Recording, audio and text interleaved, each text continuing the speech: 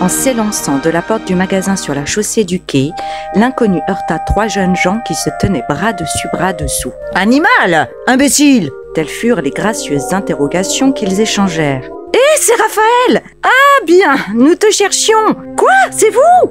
Ces 3 phrases amicales succédèrent à l'injure aussitôt que la clarté d'un réverbère balancé par le vent frappa les visages de ce groupe étonné. « Mon cher ami, dit à Raphaël le jeune homme qu'il avait failli renverser, tu vas venir avec nous. De quoi s'agit-il donc? Viens toujours, je te conterai l'affaire en marchant. » Et de force ou de bonne volonté, Raphaël fut entouré de ses amis qui, l'ayant enchaîné par les bras dans leur joyeuse bande, l'entraînèrent au Pont des Arts.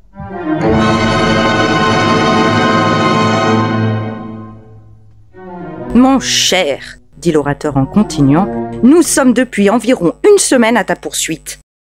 Nous ne t'avons rencontré nulle part, ni sur les écrous de Saint-Pélagie, ni sur ceux de la Force.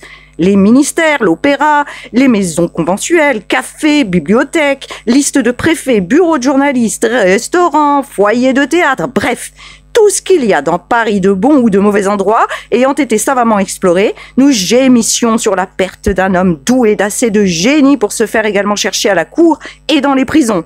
Nous parlions de te canoniser comme une noble victime de Juillet et nous te regrettions. En ce moment, Raphaël passait avec ses amis sur le Pont des Arts et sans les écouter, il regardait la Seine dont les eaux mugissantes répétaient les lumières de Paris. Il était au-dessus de ce fleuve dans lequel il voulait naguère se précipiter. Et comme l'avait prédit le vieillard, l'heure de sa mort se trouvait fatalement retardée. L'escamotage de la muscade constitutionnelle sous le gobelet royal se fait aujourd'hui, mon cher, plus gravement que jamais.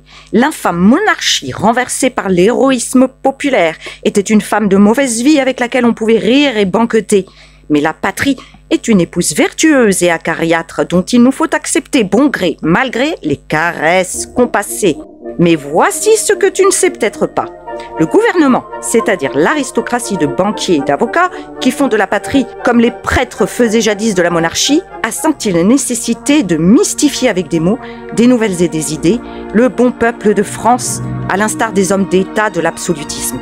En un mot, il s'est fondé un journal armé de 200 ou 300 bonnes 1000 francs, dont le but est de faire une opposition qui contente les mécontents, sans nuire au gouvernement national du roi citoyen. Or, comme nous nous moquons de la liberté autant que du despotisme, de la religion aussi bien que de l'incrédulité, que pour nous, la patrie est une capitale où toutes les idées s'échangent, où tous les jours amènent de succulents dîners, de nombreux spectacles aux fourmis, de licencieuses prostituées, des soupers qui ne finissent que le lendemain, des amours qui vont à l'heure, comme les citadines, et que Paris sera toujours la plus adorable de toutes les patries, la patrie de la joie, de la liberté, de l'esprit, des jolies femmes, des mauvais sujets et du bon vin, que le pouvoir ne s'y fera jamais sentir. Comme nous te destinions les reines de cet empire macaronique et burlesque, nous t'emmenons de ce pas au dîner donné par les fondateurs du dit journal. J'espère que tu ne feras pas mentir nos éloges. L'amphitryon nous a promis de surpasser les étroites saturnales de nos petits Lucullus modernes. Il est assez riche pour mettre de la grandeur dans les petitesses, de l'élégance et de la grâce dans le vice. « Entends-tu, Raphaël ?»